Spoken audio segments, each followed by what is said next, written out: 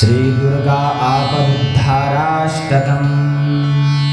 नमस्ते शरण्ये शिवे सानुकंपे, नमस्ते जगद्व्यापिके विश्वरूपे, नमस्ते जगद्वन्द्यपादारविन्दे, नमस्ते जगत्तारिणी त्राहि दुर्गे, नमस्ते जगच्चिन्त्यमानस्वरूपे, नमस्ते महायोगी विज्ञानरूपे, नमस्ते नमस्ते सदानन्दरूपे, नमस्ते जगत्तारिणी त्राहि दुर्गे।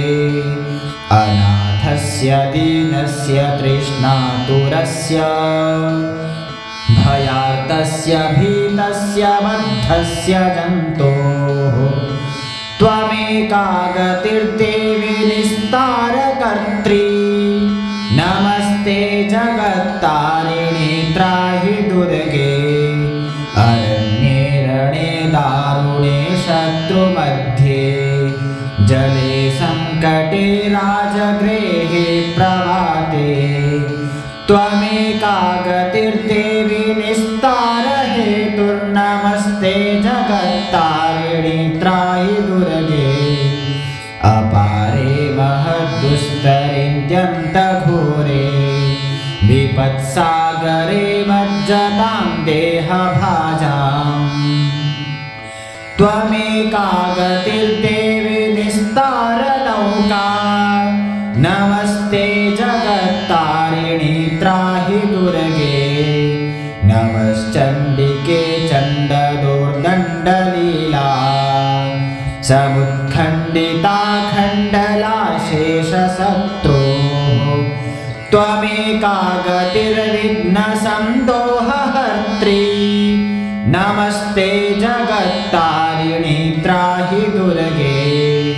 त्वमेका सदाराधिता सत्यवादी, न्यनेकाखिला क्रोधना क्रोधनिष्ठा, इडा पिङ्गला त्वं सुषुम्ना च नाडी, नमस्ते जगत्तारिणी त्राहि दुर्गे।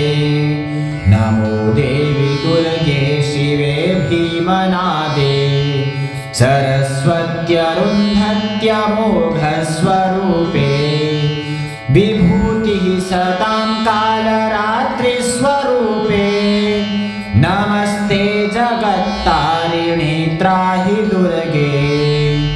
शरणमसि सुराणां सिद्धविद्याधराणां, मुनिधनुजवराणां व्याधिभिः पीडितानां, नृपतिगृहगतानां दस्युभिस्त्रासितानां, त्वमसि शरणमेका देवी दुर्गे प्रसीद।